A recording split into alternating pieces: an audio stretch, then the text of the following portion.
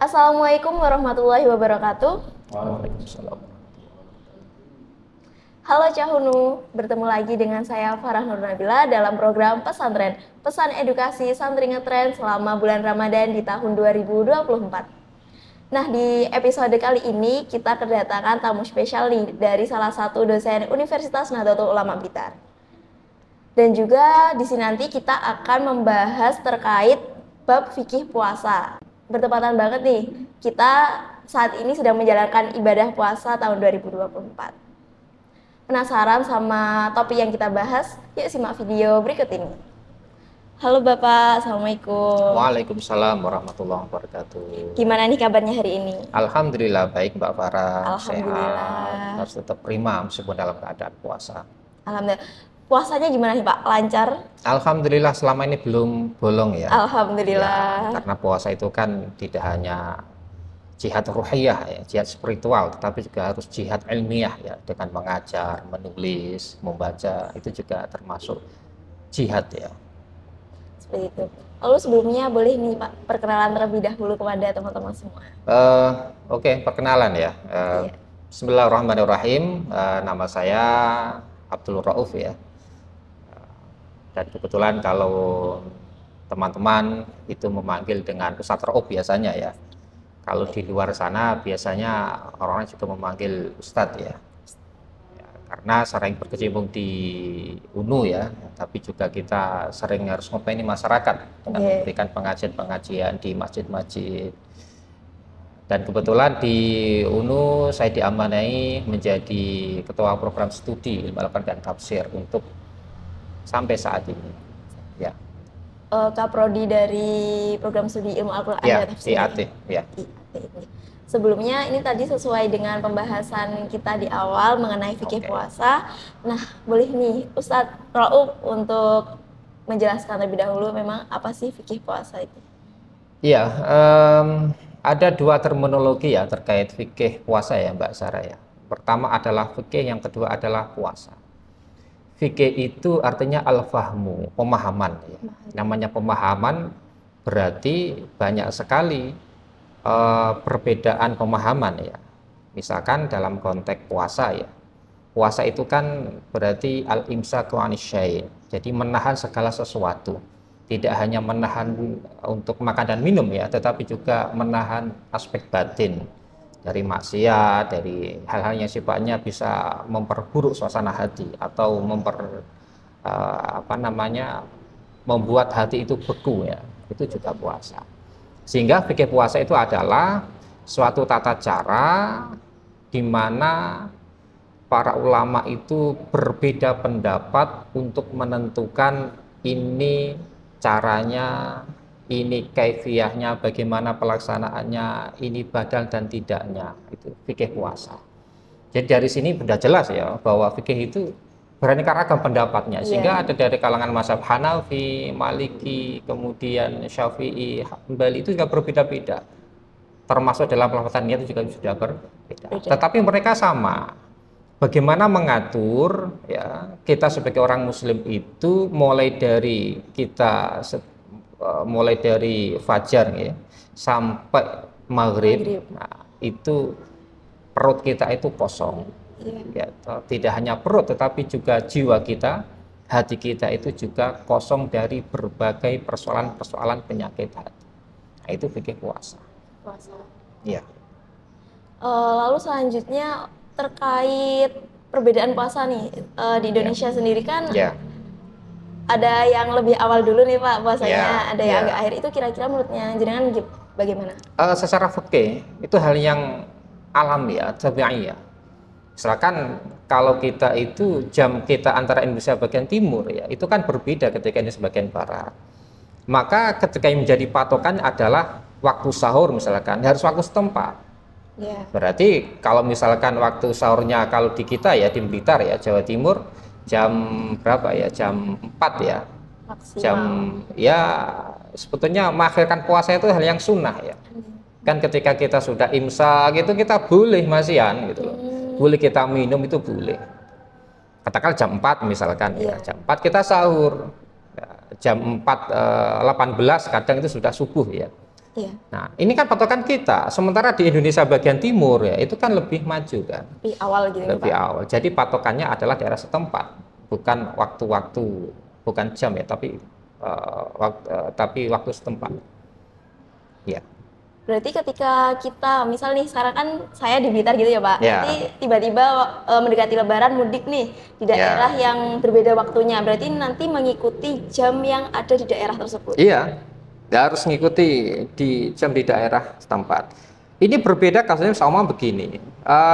Di Indonesia ini kan berapa ya, kira-kira berapa jam ya? Sekitar 12-an jam ya. Iya. Di Eropa ya itu berbeda. Kadang di Eropa itu ada yang cuman malamnya itu berapa jam, sekian jam kan begitu. Kalau di Mesir itu lebih lama ya, hampir 14 jam. Iya, pada waktu saya di sana itu sama, kita jam 4 itu harus sudah sahur ya. Sahur. Tetapi kalau musim panas itu maghribnya itu jam 7. Kalau di sini jam 7 malam. Ya, bahkan bisa juga jam 8 pada waktu itu. Jadi mengikuti yang mana? Ya mengikuti yang Mesir kan gitu. Ya. Karena jarak antara Indonesia dengan Mesir kira-kira kalau puasa kita jam 6 gitu kan. Jam 6, sana itu kira-kira jam 7 misalkan, jam setengah 8. Kira-kira 2 jam. Tapi kalau memang itu lama, kayak di Eropa misalkan sampai jam 10 maghribnya kan ada itu. Ya. Sahurnya itu jam 4 misalkan, atau setengah 4. Maghribnya itu jam 10 atau ada yang jam 11, itu ada di Eropa itu. Maka bagaimana itu? Maka itu harus mengikuti Mekah, jam Mekah. Iya, bukan mengikuti daerah sana. Daerahnya. Karena batasan kita itu adalah 14 jam. 14 jam. Kesepakatan para ulama itu 14 jam. Lebih daripada itu, maka boleh mengikuti Mekah. Jadi misalkan di sana di Eropa itu jam 10, jam 11 maghribnya. Kalau di Makkah itu misalkan di jamnya itu disesuaikan kira-kira misalkan jam 8, maka ya sudah jam 8 Eropa sudah berbuka. Nah, itu secara fikih. Nah, kan begitu kan. Iya. Nah, jadi ada pengecualian-pengecualian. Namanya fikih itu kan ijtihad manusia para ulama. Gitu Mbak Farah. Oh, begitu. Berarti nanti menyesuaikan daerahnya masing-masing dan juga sama ketika udah lebih 14 jam itu langsung mengambil yang di Mekah gitu nggak Pak? Iya, 14 jam itu. 14 jam. Karena kalau ini juga kasihan, karena ada batasnya. Islam itu mengatur ya. Kita tidak boleh kita puasa terus-terusan, tidak boleh. Bahkan tidak menikah juga tidak boleh itu secara Islam itu. Iya, itu karena mengikuti sunnah kanjeng Nabi. Nah, dibuat mudah aja puasa itu. Nah, gitu.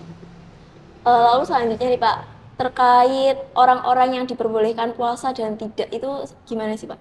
Ya, ini menarik ya. Orang yang tidak, kan begini.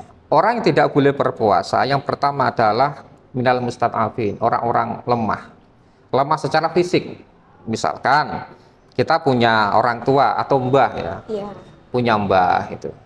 Punya mbah ini kan secara fisik ini kan nggak bisa berpuasa. Dan ingat, berpuasa itu wajib bagi siapapun, mulai dari anak kecil, mulai dari orang yang sudah balik, akil, itu wajib selama orang muslim.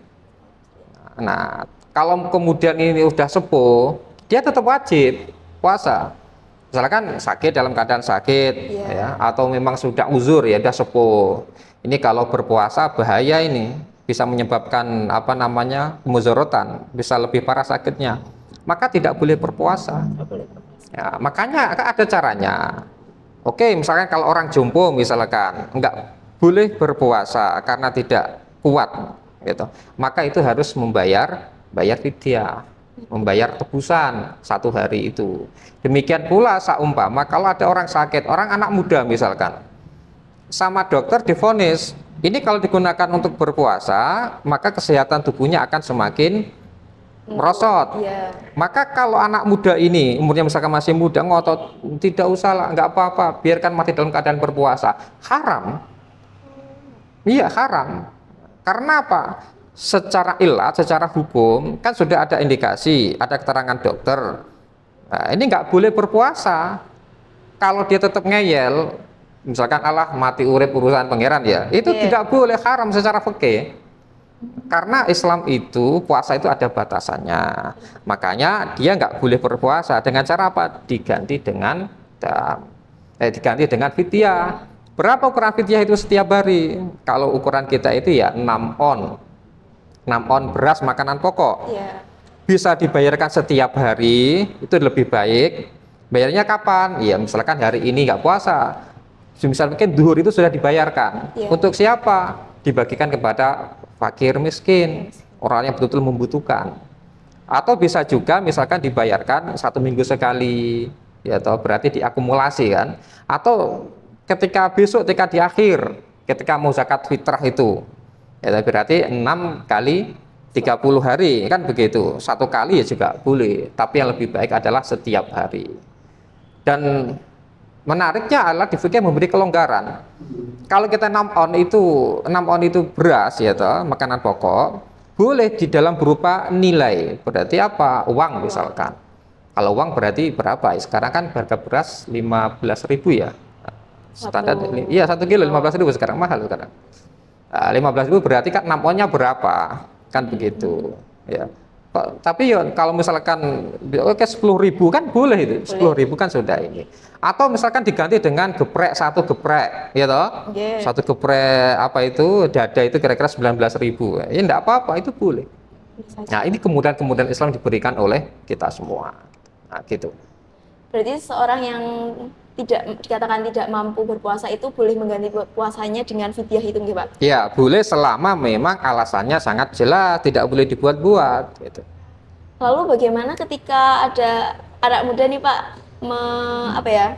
kayak memudahkan mokel istilahnya gitu loh, Pak, sama teman-temannya diajak mokel terus mau, itu hukumnya gimana sih, Pak? Ya jelas batal. Yang pertama, karena puasa itu adalah wajib bagi setiap muslim yang sudah akil dan baligh, yaitu laki-laki dan perempuan. Maka kalau sudah waktunya kemudian dia itu mokel, dia ketungkul dosa kalau dalam bahasa kita fikih itu. Kena dosa. Misalkan saya nih, wah, kemudian ada teman-teman kita, saya mokel gitu kan, saya mau gitu kan. Maka itu dosa itu, karena saya melanggar ketentuan syariat. Ya dosa, ya besok ya harus diqadha, wajib qadha gitu. Apakah bayar fidyah? Ya tidak, karena kan tidak lemah kan, tidak ada alasan dari dokter kan. Nah ini batal. Nah jadi kenapa? Itu namanya mempermainkan agama, tidak boleh. Tidak boleh. Berarti hitungannya itu mendapatkan 2 sekaligus ya, Pak? Mendapatkan dosa dan juga harus tetap membayar puasa yang udah batal ini tadi. Iya, ini bagi orang-orang yang masih anak muda. Kalau orang beristri, bersuami, ya itu beda lagi membatalkan puasa di siang hari. Ya toh, misalkan godaan terberat puasa itu ketika manten anyar itu, Mbak Faraya. Itu adalah ya suami kan gitu ya. Lalu ya suami atau istri gitu. Apalagi demok itu manten anyar itu masih nyetrum ya. Godaan terbesar itu, makanya puasa itu menahan dari itu. Kalau kemudian itu dilanggar, siang-siang melakukan hubungan suami istri, wah dosanya itu pertama itu apa? Ya dosa. Terus yang kedua adalah harus puasa selama syahrain mutataliyain, 2 bulan berturut-turut, kan lebih berat, wajib itu. Nah, makanya berat, makanya ya tantangan ini bagi anak-anak pasutri muda itu kan gitu. Seperti itu. Ya. Lalu nih Pak, selanjutnya kemarin kan kita sempat membuka sesi pertanyaan di Instagram Unu Blitar. Ini ada beberapa pertanyaan dari teman-teman. Menarik. Yang pertama nih Pak, apa ada tips tersendiri agar tidak lemas karena sahurnya sedikit? Nah ini menarik tipsnya. Saya lihat dari sudut pandang fikih dulu ya. Bahwa di fikih itu takhirus sahur, mengakhirkan sahur itu sunnah. Kanjeng Nabi itu kata itu ketika sahur itu di akhir. Akhirnya berapa ukurannya? 10 sampai 15 menit sebelum azan subuh. Nah, maka sahurlah di akhir itu. Atau saumpama makanya ketika imsak itu kita masih boleh. Di dalam tradisi kita yang harus kita kasih pemahaman itu ketika ada suara imsak kan gitu. Itu nggak boleh makan minum kan gitu. Itu bukan. Itu kalau dalam fikih itu imsak yang di masjid-masjid itu sekedar peringatan. Hati-hati arbe sudah mau subuh ya, jangan harus ya gitu. Bahkan ketika 1 menit, 2 menit sebelum subuh gitu, kita boleh minum, itu boleh. Nah, jadi secara fikih akhirkanlah sahur. Kenapa kok menjadi sunnah? Karena jangan sampai lemes. Dan kategori sahur itu dihitung ketika pertengahan malam, jam 12 ke atas. Kalau misalkan Mbak Farah jam 11 tak sahur sekalian, ya toh, maka itu tidak dihitung sahur. Jam 12 ke atas sampai itu sebelum subuh, baru itu sahur. Meskipun tidak dengan makan. Misalnya cuma dengan satu kurma atau dengan permen atau dengan minum diniati sahur, maka itu sudah menjadi sahur dan itu mendapatkan pahala tersendiri. Ini yang pertama. Terus yang kedua, bagaimana biar kita itu tetap fit ketika puasa? Maka tegakkanlah niat, takwimun niat. Ketika kita niat kita sudah kuat, misalkan saya sama juga, katanya juga saya tidak sahur ya. Ya, cuman minum saja gitu kan. Tapi selama niat kita itu kuat misalkan. Oh ya, ini puasa Ramadan ya. Ini berarti benar-benar untuk mendekatkan diri kepada Allah Subhanahu wa taala. Maka kita itu rasa lapar, ya lapar, di perut panas itu teratasi. Teratasi, iya, karena niat kita kuat menjalankan syariat itu. Kan berbeda saumpama misalkan kita puasa dengan niat dan tidak, Coba kalau kita nggak niat itu, rasa lapar itu sangat menggelora sekali kan, itu luar biasa itu. Tapi niat kita kencang, kuat, maka tetap prima saja gitu. Terus yang ketiga adalah, kita tetap berpikiran positif. Jangan sampai bahwa puasa itu puasa gari lemes gitu. Apalagi Ramadan itu wajib dengan husnudzon, berpikiran positif puasa itu, maka kita melakukan kayak kita misalkan ya, kita jihad ilmiah sebagai tenaga pengajar harus mengajar, sebagai mahasiswa juga demikian kan. Jangan sampai Pak, wah lemas Pak, misalkan mau kuliah, ya jangan itu. Justru harus semangat.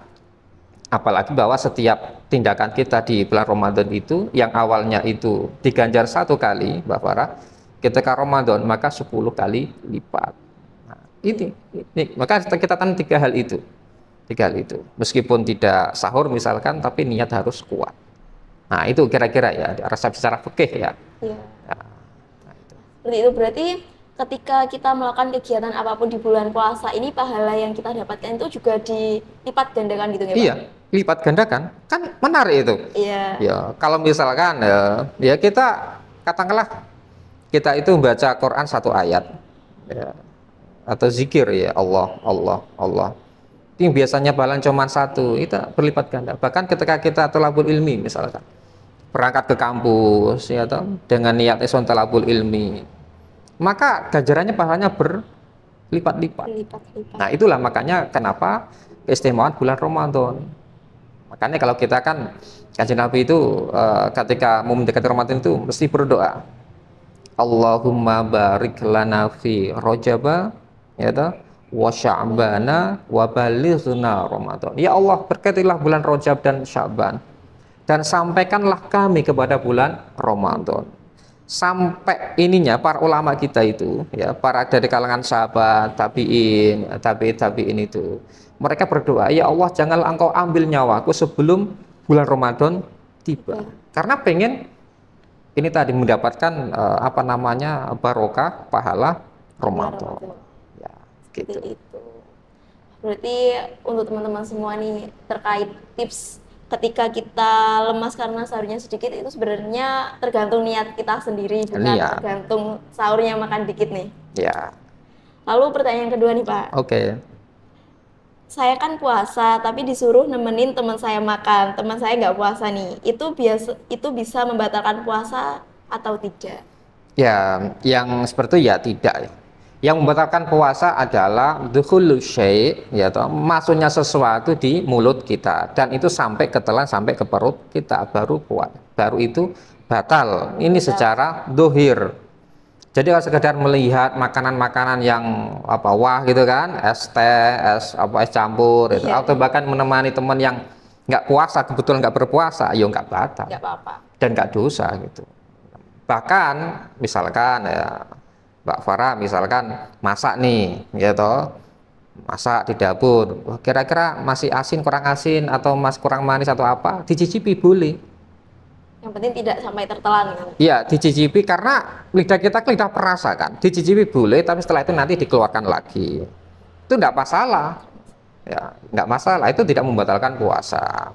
Yang batal puasa justru ketika saumpama, ya toh, nah, kita sahur nih, sahur dilelah ada satu selilit ya, daging nih, misalkan gitu ya, ada daging gitu, atau ada upo satu masuk di dalam salah-salah gigi kita. Nah, jam 6 atau jam 7 misalkan, nah, kita ada selilit buat mainan gitu, nggak sila dikeluarkan buat mainan, kan biasanya buat mainan kan ada gitu, ngilangin gabut misalkan gitu, ketelan gitu, maka itu batal puasanya. Ketika batal puasanya misalkan kan cuman sedikit ya, kecil satu upo itu ya, batal puasanya. Ketika batal kemudian apakah boleh langsung makan? Nah, saya sudah batal nih, nanggung lah, tak makan minum. Tidak boleh. Ketika batal maka secara etika fikih dia harus menunggu sampai maghrib untuk bisa makan dan minum. Memang begitu peraturan fikih. Jadi Allah ngomong batal wis tak makan minum, ya nggak boleh. Secara fikih itu ya harus sampai maghrib. Etika fikih. Nah, itu berat, makanya katakan fikih siam, fikih puasa itu begitu yang mengatur segala sesuatunya. Nah, gitu. Seperti itu, berarti ketika kita sudah batal itu tidak boleh langsung makan gitu ya, Pak? Ya nggak boleh, secara etika fikih nggak boleh. Makanya ya itu karena apa? Itu pertama adalah takziron sebagai hukuman, bentuk hukuman bagi yang membatalkan puasa. Sudah tahu kok tetap aja ceroboh kan begitu. Iya. Sama dengan suami istri tadi itu, batal ledek misalkan, ya nggak boleh makan dan minum, harus sampai waktu berbuka. Seperti itu ya. Iya. Iya Pak. Untuk pertanyaan ketiga nih, hukumnya melihat gosip ketika bulan puasa karena lewat di FYP TikTok. Ya, yang pertama melihat gosip itu kan ribah ya dalam fikih itu. Ribah itu ya tadi itu gosip gitu. Kita melihat apakah boleh? Secara fikih itu tidak boleh. Karena apa? Kita kan nonton nih berita artis sekarang kan lagi ramai itu. Iya. Ya toh, lagi ramai itu sekarang artis itu. Ribah, kemudian ada yang perkara yang buruk, apalagi di media sosial kan banyak sekali. Maka usahakan yang namanya puasa itu tidak hanya al-imsak 'anil batn, nggak hanya sekedar menahan lapar di perut ya, tetapi juga menahan masalah tadi itu. Masalah mata kita harus menahan, masalah telinga kita harus menahan, mulut kita harus juga terkontrol juga.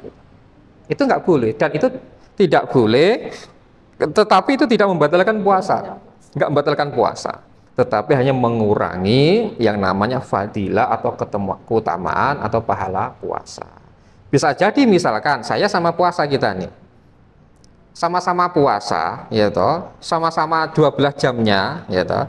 Ini belum tentu pahala kita itu sama. Bisa jadi pahala saya ini berkurang. Sangat mungkin pahala sampean itu lebih tinggi ketimbang saya.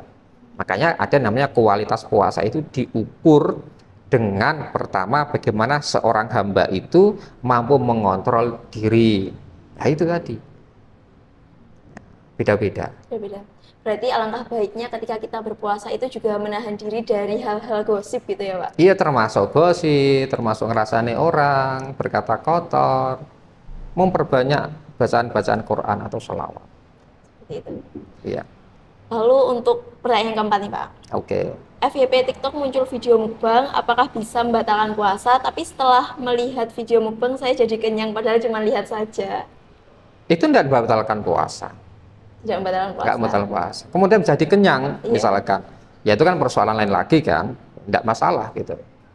Yang penting tidak ada sesuatu yang masuk ke dalam perut gitu ya, Pak? Iya. Atau sama musim panas ini misalkan. Enaknya scroll melihat es teh yang enak seger-seger gitu kan, ben kita dahaga. Ya nggak masalah. Itu tidak dosa. Seperti itu. Selanjutnya nih, apakah ini Pak, hukumnya membuka warung saat bulan puasa? Soalnya kemarin itu kan banyak nih Pak, Satpol PP gerebek warung, padahal kan jelas-jelas di Indonesia sendiri umatnya bukan hanya muslim saja, tapi Satpol PP itu mengatakan bahwa bulan puasa tidak boleh membuka warung. Itu hukumnya gimana nih Pak? Ya sebetulnya secara fikih itu tidak masalah loh. Kan fikih itu ada hukum. Fikih itu kan bicara masalah hitam dan putih, ya toh, hitam dan putih, halal dan haram, kan gitu. Tetapi sana ada yang namanya etika. Semuanya tidak diukur dengan hitam dan putih, ya toh, tetapi juga ada etika. Dalam konteks ini misalkan, bagaimanakah ada orang buka warung misalkan, ya enggak masalah kan gitu, ya enggak masalah. Jangan sampai ada buka warung kemudian digerebek di Satpol PP atau misalkan ada orang yang kan ada gerakan-gerakan dulu ya, buka puasa kemudian digerebek ditutup semua, itu jangan, itu anarkis itu. Karena secara fikih gitu, ya enggak apa-apa monggo buka puasa kan gitu, karena warung ini kan juga untuk melayani orang misalkan non muslim, atau bahkan ketika misalkan saya misalkan saya muslim, saya puasa ini, kemudian usaha penghasilan saya untuk menafkahi keluarga itu dengan warung, buka warung kan gitu, maka tidak apa-apa, saya puasa tapi saya buka warung kan gitu, tidak apa-apa secara fikih. Terus kemudian yang datang ke sini misalkan juga orang muslim yang kebetulan ya memang nggak puasa dan sengaja nggak puasa misalkan, ya tidak apa-apa. Karena puasa itu kan urusan personal kita dengan Tuhan, kan begitu. Nah, apakah kemudian dengan buka warung ini tadi, kemudian saya dosa? Ya tidak. Makanya ada etikanya. Etikanya bagaimana? Misalkan ya sudah, ya sekarang kan digeprek itu kan muncul itu kan buka separuh. Ya itu kan menghormati kan etika. Karena loh ini kan cara nafkah kita di situ kok ditutup. Kalau seumpama tidak boleh itu, apakah ada yang mau menyantuni kita kan begitu? Nah, makanya nggak masalah, itu secara fikih tidak masalah. Yang penting ada etika-etika yang harus kita perhatikan. Dan kalau ada tindakan anarkis, maka salah itu. Maka secara hukum ya itu boleh dilaporkan. Iya, karena kita kan negara hukum kan. Iya. Nah, gitu. Berarti ketika di Indonesia sendiri ada hal tersebut, kita sebagai orang yang sudah tahu nih Pak, berarti alangkah baiknya untuk menegur dan juga memberitahukan bahwa hal tersebut itu tidak masalah, nih Pak. Ya nggak masalah selama ada standar etikanya. Segini kan buahnya kan? Iya. Buahnya yang nggak masalah, wong itu pencarian mereka kan. Masalah ibadah puasa itu kan privasi seseorang kan, hubungannya seorang dengan Tuhan. Ini tidak masalah. Atau bahkan kita, mohon maaf, puasa-puasa ini lebaran ini, kita jualan kepada di kampus misalkan jualan, gitu. Ya enggak masalah kan, selama ada pasaran kan banyak juga kan. Iya. Ada teman-teman mahasiswa yang tidak puasa ya, karena ada uzur, ya enggak masalah. Seperti itu. Oke. Nah selanjutnya nih Pak, sebenarnya saat berpuasa kita diperbolehkan gosok gigi atau tidak? Ya. Masalah gosok gigi atau siwak, gitu, ini diperbolehkan, tapi ada batasan-batasannya. Makanya ketika kita habis sahur, upayakan itu langsung gosok gigi. Batasan secara fikih itu ketika suruk, maksimal suruk. Suruk itu kan apa ya? Meleteknya matahari ya, munculnya matahari yang, ya itu kan kira kalau jam kita ya 5:30 ya. Secara fikih itu maksimal itu. Karena apa? Kalau odol itu kan berasa. Iya. Berasa itu sudah makruh itu. Makruh. Makanya kalau melewat dari itu secara fikih, misalkan jam 7. Jam 7, ya sudah tidak usah gitu loh. Tidak usah. Loh, ababe lah. Itu kan apa ya? Ababnya orang puasa itu kan kayak minyak misik ya di surga kan gitu kan. Makanya upayakan harus tertib diri puasa itu. Kan melatih ketertiban toh. Ya, maka habis habis sahur langsung gosok gigi, atau ketika subuh ketika mau sholat gitu gosok gigi sekalian. Tapi kalau misalkan batas subuh itu langsung tidur jam 7 baru kemudian bangun gosok gigi, itu makruh karena berasa itu odol itu.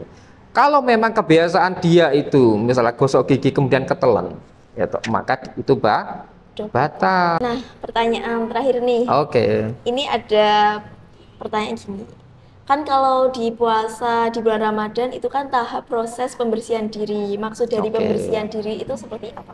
Iya, yang dimaksud dengan penyucian diri, pembersihan diri itu adalah tazkiyatun nafs, angkuli syai'in rodail. Jadi membersihkan diri dari sesuatu hal yang tercela itu. Kalau secara Kalau secara dohir, berarti bagaimana kita puasa itu kalau bisa, ya toh, ibadah kita mulai dari pakaian kita ke masjid kita, sing awalnya nggak sarungan, misalkan kalau budaya ya, ini budaya ya, budaya itu kan pakai, maka yo setidaknya kan kita yo sarungan. Sing biasanya itu tidak kerudungan, ya toh, kalau puasa itu ya kerudungan. Sing biasanya itu tidak mau baca Quran, puasa itu kira-kira yo baca Quran meskipun 1, 2, 3 ayat, kan begitu. Itu pembersihan secara dohir. Karena yang kita lakukan ini tadi akan yang dohir berdampak kepada pembersihan secara batin. Nah, secara batin bagaimana? Jadi yang namanya puasa itu bukan harus ngempet segala sesuatu. Nah, berarti apa? Harus memurnikan hati. Puasa itu kan dia itu neraca kebersihan hati itu kan dari puasa. Karena puasa itu bisa ngempet hawa nafsu. Sing biasanya saumpamanya makannya itu terlalu berlebihan, ya toh, maka puasa ya tahan, kan gitu. Yang biasanya kita itu suka ghibah orang, ngerasani orang, merosting orang, ya toh, nah itu jangan dilakukan. Itu dalam proses penyucian diri. Karena apa? Perkara-perkara yang ini tadi, yang dohir tadi, yang batin tadi, setiap tindak tanduk kita di bulan Ramadan ini akan bermuara kepada kualitas ibadah kita. Semakin kita bisa menjaga perkara-perkara yang buruk tadi, maka penyesuaian diri kita itu akan semakin kuat. Tandanya apa? Orang itu ya ketika puasa Ramadan setelah selesai, maka dia itu semakin baik, semakin baik.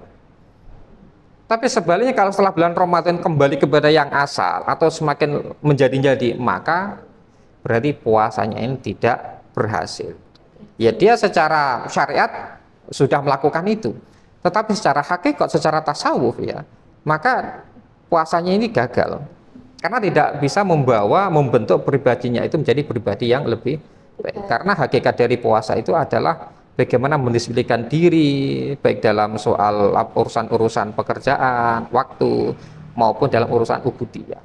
Nah, itu menjadikan diri. Sehingga orang yang habis puasa itu kemudian semakin baik, maka dia pasti akan dekat dengan Tuhan, dekat dengan Allah. Nah, itu akan berdampak kepada semua hal. Gitu. Seperti itu, berarti ketika kita berpuasa itu bisa terlihat tentang kualitas puasa kita. Ketika kita lebih baik lagi, berarti kualitas puasa kita pada bulan Ramadan itu sangat baik. Ketika menurun, berarti terlihat dari kualitas puasa kita. Gitu. Sama dengan kita, misalnya kita melihat ada seseorang setiap hari sebelum puasa dia itu miso sama begitu ya, kan ada itu kan banyak. Kemudian setiap hari dia itu tidak bisa berbuat baik sesuai dengan standar masyarakat, tapi dia puasa gitu loh. Yakin bahwa dia harus puasa gitu, tapi tidak bisa merubah perilaku kesadaran tadi itu. Maka puasanya ini secara syariat, maka dia itu sudah terbebas dari kewajiban syariat, kan begitu, selama tidak membatalkan puasa. Tapi secara kualitasnya, secara rohaninya, maka orang ini tidak memiliki dampak yang baik. Berarti apa? Puasa ini gagal. Kalau dalam bahasa tasawuf itu puasa ini tidak sampai kepada Tuhan. Secara fikih gugur kewajibannya, tetapi secara pahala ini masih gantung, karena belum diterima oleh Allah Subhanahu wa Ta'ala. Itu kalau antara tasawuf ya dengan fikih itu ya begitu. Wah, tak terasa kita udah lama berbincang-bincang dengan Ustadz Raup. Sebelum kita penutupan, boleh nih ada closing statement terlebih dahulu. Ya, bagi sahabat-sahabat Sivitas Akademika UNU dan juga masyarakat luas, mari momentum puasa ini kita jadikan sebagai momentum untuk memperbaiki diri. Yang kedua, kita jadikan sebagai momentum untuk memperbanyak pahala kita. Dengan cara apa? Setiap kali kita melakukan suatu perbuatan yang baik, jangan hanya diniati cuma satu niat. Contoh, misalkan saya kesini misalkan, tidak hanya diniati untuk silaturahim ya toh, tapi juga diniati untuk taklim, juga diniati untuk misalkan hal-hal yang baik yang lain, maka niatnya akan semakin bertambah. Nah, dan mudah-mudahan bulan Ramadan ini bisa menjadi bulan keberkahan bagi kita semua, Dan mudah-mudahan kita termasuk orang-orang yang bertakwa, orang yang beruntung di dunia dan akhirat. Kira-kira begitu. Baik, terima kasih atas Ya, sama-sama. ilmunya pada sore hari ini, ya. Sama-sama, Pak Farah. Nah, teman-teman semua, itu tadi. Nah, teman-teman semua, itu tadi. Alek, lupa. Sebentar. Nah, teman-teman semua, itu tadi beberapa ilmu yang dapat kita ambil dari podcast kali ini. Sebelum penutupan, teman-teman jangan lupa buat like, comment, share, and subscribe channel Unuk Gitar. Saya Farah Nur Nabila pamit undur diri. Terima kasih dan sampai jumpa. Wassalamualaikum warahmatullahi wabarakatuh. Waalaikumsalam warahmatullahi wabarakatuh.